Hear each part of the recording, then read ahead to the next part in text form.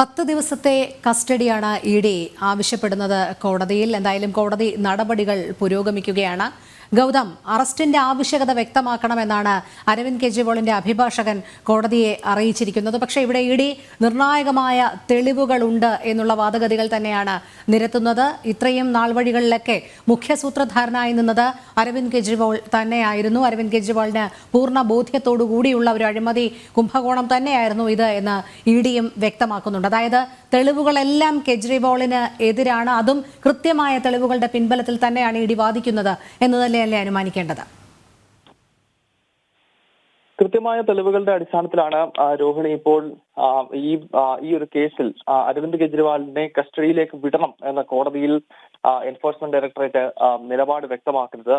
Digital തെളിവുകൾ ഏറ്റവും പ്രധാനപ്പെട്ട രേഖയായി ഇഡി അവതരിപ്പിക്കുന്നു. വാട്സപ്പ് ചാറ്റുകൾ ഉൾപ്പെടെയാണ് തുറന്നു കാട്ടുന്നത്. അരവിന്ദ് കെജ്രിവാളിന്റെ തന്നെ ചില വാട്സപ്പ് ചാറ്റുകൾ ഈ ഡീലുമായി ബന്ധപ്പെട്ട് ഇതിലെ ഇടനിലക്കാരുമായി ബന്ധപ്പെട്ടതിന്റെ ചില തെളിവുകൾ ഇഡിക്ക് ലഭിച്ചിരുന്നു. വീഡിയോ കോൺഫറൻസിലൂടെ അരവിന്ദ് കെജ്രിവാൾ നടത്തിയിട്ടുള്ള ചില സന്ദേശങ്ങളും ഇഡിക്ക് ലഭ്യമായതായാണ് മനസ്സിലാക്കാൻ കഴിയുന്നത്. അങ്ങനെ ഡിജിറ്റൽ തെളിവുകളും അല്ലാതെയുള്ള മറ്റ് അറസ്റ്റിലായ പ്രതികളിൽ നിന്നും ലഭിച്ച മൊഴികളുമെല്ലാം അരവിന്ദ് കെജ്രിവാളിന് എതിരാണ് എന്ന് തന്നെ നമുക്ക് മനസ്സിലാക്കാൻ കഴിയുന്നുണ്ട്. അങ്ങനെയെങ്കിൽ കെജ്രിവാളിനെ ഇനിയും കോടതി ഇഡി കസ്റ്റഡിയിലേക്ക് വിടുമോ എന്ന ചോദ്യമാണ് പ്രസക്തമായി വരുന്നത്. നമുക്കറിയാം, കോടതികളിൽ നിന്നും തുടർച്ചയായി അരവിന്ദ് കെജ്രിവാളിന് ഈ കേസിൽ തിരിച്ചടികൾ ഏറ്റിരുന്നു. ആദ്യം ഡൽഹി സെഷൻസ് കോടതിയിലും അതോടൊപ്പം തന്നെ ജില്ലാ മജിസ്ട്രേറ്റ് കോടതിയിലും അതിനുശേഷം സുപ്രീം കോടതിയിൽ ഉൾപ്പെടെ ഹർജി നൽകിയെങ്കിലും ഒരിടത്തും കെജ്രിവാളിന്റെ നിലപാടിനെ അനുകൂലിക്കുന്ന രീതിയിലുള്ള നീക്കം കോടതികളിൽ നിന്നും ഉണ്ടായില്ല. മറിച്ച് അന്വേഷണത്തോട് എത്രയും പെട്ടെന്ന് സഹകരിക്കണം, എന്തുകൊണ്ട്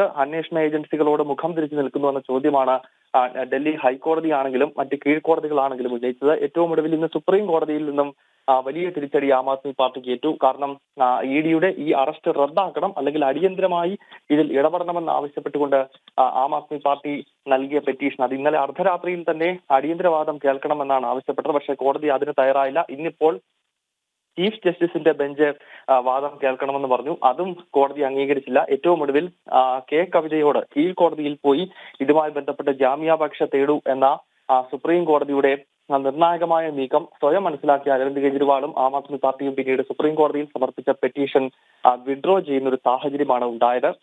ഏതായാലും ഏറ്റവും ഒടുവിൽ ഇനിയും ഏക പ്രതീക്ഷ കെജ്രിവാളിനെ സംബന്ധിച്ച് ഇപ്പോൾ നടക്കുന്ന ഈ വാദഗതികൾക്കൊടുവിൽ റോസ് അവന്യൂ കോടതി എടുക്കുന്ന തീരുമാനം, നിലപാട് എന്താകും എന്നുള്ളതാണ്. എന്തായാലും വാദപ്രതിവാദം അതിന്റെ അവസാന ഘട്ടത്തിലേക്ക് നീങ്ങുന്നു. ഇഡി നിലപാട് വ്യക്തമാക്കി കഴിഞ്ഞിരിക്കുന്നു. ഇഡി തുടങ്ങിയത് തന്നെ എന്തുകൊണ്ട് അറസ്റ്റ് ചെയ്തു എന്ന വിശദീകരണം നൽകിക്കൊണ്ടാണ്. ഈ കേസിൽ അരവിന്ദ് കെജ്രിവാളിന്റെ അറസ്റ്റിന്റെ പ്രാധാന്യം എന്താണ് എന്നത് സംബന്ധിച്ചുള്ള വിശദീകരണമാണ് എൻഫോഴ്സ്മെന്റ് ഡയറക്ടറേറ്റ് ആദ്യം തന്നെ നൽകിയത്. അതിനുശേഷം തെളിവുകൾ എന്താണ് എന്ന് കോടതിയെ ബോധിപ്പിക്കുന്നുണ്ടായിരുന്നു. ഡിജിറ്റൽ തെളിവുകളെ പറ്റി കോടതിയിൽ എൻഫോഴ്സ്മെന്റ് ഡയറക്ടറേറ്റ് ചൂണ്ടിക്കാണിച്ചു. ഒപ്പം കെജ്രിവാളിനെ ഇപ്പോൾ ചോദ്യം ചെയ്യാൻ കഴിയാത്ത സാഹചര്യം, അതായത് പുറത്തേക്ക് വിട്ടുകഴിഞ്ഞാൽ ഉണ്ടാകുന്ന ഈ കേസിന്റെ അന്വേഷണത്തിൽ ഉണ്ടാകുന്ന വഴിത്തിരിവുകൾക്ക് അത് വഴിവെക്കുമെന്നത് സംബന്ധിച്ചുള്ള വിശദീകരണം. ഒപ്പം ഈ 600 കോടി രൂപ ആം ആദ്മി പാർട്ടി എങ്ങനെ ചെലവഴിച്ചു എന്നത് സംബന്ധിച്ചുള്ള കാര്യങ്ങൾ, ഇത്തരം തെളിവുകളെല്ലാം നിരത്തിക്കൊണ്ടുള്ള വാദമുഖമാണ് ഡൽഹി റോസ് അവന്യൂ കോടതിക്കകത്ത് എൻഫോഴ്സ്മെന്റ് ഡയറക്ടറേറ്റ് നടത്തുന്നത്. അതേസമയം മനു അഭിഷേക് സിംഗ്വി, അരവിന്ദ് കെജ്രിവാളിന്റെ അഭിഭാഷകൻ, ചൂണ്ടിക്കാണിക്കുന്നത് എന്തിന് ഇത്ര തിടുക്കത്തിൽ അറസ്റ്റ് എന്നുള്ളതാണ്. അതും ഒരു മുഖ്യമന്ത്രിയെ, രാജ്യത്ത് ഭരണഘടനാ പദവി വഹിക്കുന്ന ഒരു മുഖ്യമന്ത്രിയെ എന്തിന് ഇത്ര തിടുക്കത്തിൽ അറസ്റ്റ് ചെയ്യുന്നു എന്ന ചോദ്യം. മാത്രമല്ല, ചോദ്യം ചെയ്യാതെ സമൻസ് അയച്ചു എന്നത് വസ്തുതയാണ്, എങ്കിൽ ചോദ്യം ചെയ്യാതെ എന്തുകൊണ്ട് ഇത്ര തിടുക്കത്തിൽ അറസ്റ്റ് ചെയ്തു എന്നതാണ് കോടതിക്ക് മുന്നിൽ ഇപ്പോൾ അരവിന്ദ് കെജ്രിവാളിന്റെ അഭിഭാഷകൻ ഉന്നയിക്കുന്ന ചോദ്യം. രോഹിൽ, ശരി ഗൗതം, തുടരുക. ജിഷ്ണുവിലേക്ക് കൂടി പോകുന്നു. ജിഷ്ണു, കോടതി നടപടികൾ എപ്രകാരമാണ് പുരോഗമിക്കുന്നത്? ഏറ്റവും ഒടുവിലായി അറിയാൻ കഴിയുന്ന വിവരങ്ങൾ എങ്ങനെയാണ്?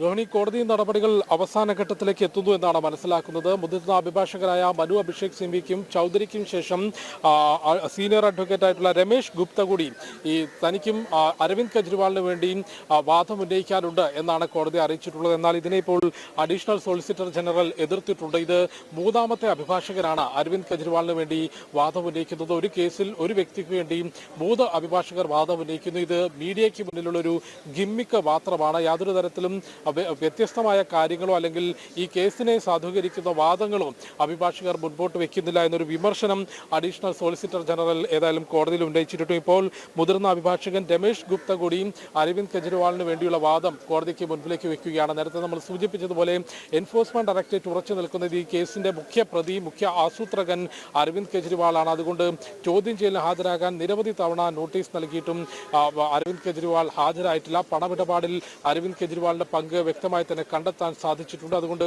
10 ദിവസത്തേക്ക് അരവിന്ദ് കെജ്രിവാളിനെ ചോദ്യം ചെയ്യുന്നതിനായി കസ്റ്റഡിയിൽ വിട്ടു നൽകണമെന്ന അപേക്ഷയാണ് എൻഫോഴ്സ്മെന്റ് ഡയറക്ടറേറ്റ് ഡൽഹി റോസവന്നി കോടതിക്ക് മുൻപാകെ വെച്ചിട്ടുള്ളത്. അതോടൊപ്പം തന്നെ ഈ കേസിന്റെ ഒരു ചുരുക്കം additional solicitor general SV Raju ബെഞ്ചിന് മുൻപിൽ വെക്കുകയും ഉണ്ടായിട്ടുണ്ട്. അതായത് 2021-22 കാലയളവിലെ മദ്യനയവും അതുമായി ബന്ധപ്പെട്ടുണ്ടായിട്ടുള്ള അഴിമതിയും സംബന്ധിച്ച വിശദാംശങ്ങളും ഈ കോടതിക്ക് മുൻപിലേക്ക് അഡീഷണൽ സോളിസിറ്റർ ജനറൽ EDക്ക് വേണ്ടി വെച്ചിട്ടുണ്ട്. അതുകൊണ്ട് കസ്റ്റഡി അപേക്ഷയിൽ ED ഉറച്ചു നിൽക്കുകയാണ്. എന്നാൽ അറസ്റ്റ് പോലും ഈ കേസിൽ വേണ്ടിയിരുന്നില്ല. PMLA കേസിൽ അറസ്റ്റിന് പോലും സാധ്യതയുണ്ടായിരുന്നില്ല. ED അതിന്റെ എല്ലാ തരത്തിലുമുള്ള അധികാരം ഉപയോഗിച്ചുകൊണ്ടാണ് ഇത്തരത്തിലൊരു അറസ്റ്റ് നടപടിയിലേക്ക് എത്തിയിട്ടുള്ളത്. ഒരു പാർട്ടിയിലെ പ്രധാനപ്പെട്ട 3-4 പോസ്റ്റുകളിൽ ഇരിക്കുന്ന ആളുകൾ ഇതിനോടകം തന്നെ ജയിലിലാണ്. ഒരു തെരഞ്ഞെടുപ്പ് വരാനിരിക്കുകയാണ് തുടങ്ങിയിട്ടുള്ള വാദങ്ങളാണ് അരവിന്ദ് കെജ്രിവാളിന് വേണ്ടി ഹാജരായിട്ടുള്ള അഭിഭാഷകൻ കോടതിക്ക് മുൻപിൽ ഉന്നയിച്ചിട്ടുള്ളത്. ഏതായാലും ഈ കോടതി നടപടികൾ പെട്ടെന്ന് അവസാനിപ്പിക്കണം എന്നുള്ളത് അഡീഷണൽ സോളിസിറ്റർ ജനറൽ തന്നെ ഈ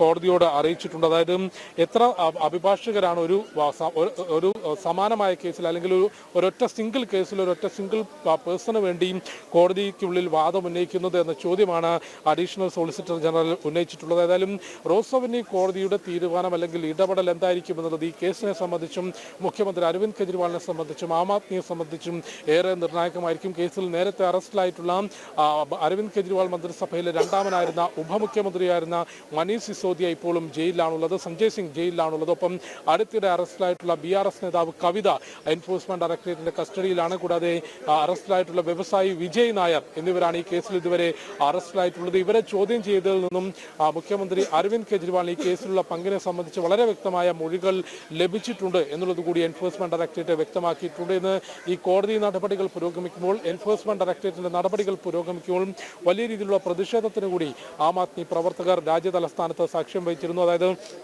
ആം ആദ്മി ഓഫീസിനോട് ചേർന്നുള്ള ITO ജംഗ്ഷനിൽ ഗതാഗതം പൂർണ്ണമായും തടസ്സപ്പെടുത്തിക്കൊണ്ട് EDക്കെതിരെ മുദ്രാവാക്യം വിളിച്ചുകൊണ്ടായിരുന്നു ആം ആദ്മി പ്രവർത്തകരുടെ പ്രതിഷേധം. കനത്ത സുരക്ഷാ വലയത്തിൽ പ്രതിഷേധിച്ച മുഴുവൻ ആളുകളെയും എൻഫോഴ്സ്മെന്റ് ഡയറക്ടറേറ്റിന്റെ ഈ ഒരു നടപടി ഉണ്ടാകുന്നതിന് മുൻപ്, അതായത് അരവിന്ദ് കെജ്രിവാളിനെയും ഡൽഹി റോസവന്നി കോടതിയിലേക്ക് എത്തിക്കുന്നതിന് മുൻപ് തന്നെ ആ പ്രതിഷേധക്കാരെ മുഴുവൻ നീക്കാൻ പോലീസിന് സാധിച്ചു. റാപ്പിഡ് ആക്ഷൻ ഫോഴ്സിനെയും ഒപ്പം ഡൽഹി പോലീസും ചിലയിടങ്ങളിൽ CRPFനെയും വിന്യസിച്ചുകൊണ്ടാണ് സുരക്ഷാ ക്രമീകരണങ്ങൾ ശക്തമാക്കിയിട്ടുള്ളത്. ഇന്നലെ വൈകിട്ടോടു കൂടിയാണ് മദ്യനയ അഴിമതി കേസുമായി ബന്ധപ്പെട്ട നിർണായക ചുവടുവയ്പ്പിലേക്ക് എൻഫോഴ്സ്മെന്റ് ഡയറക്ടറേറ്റ് കടന്നത്.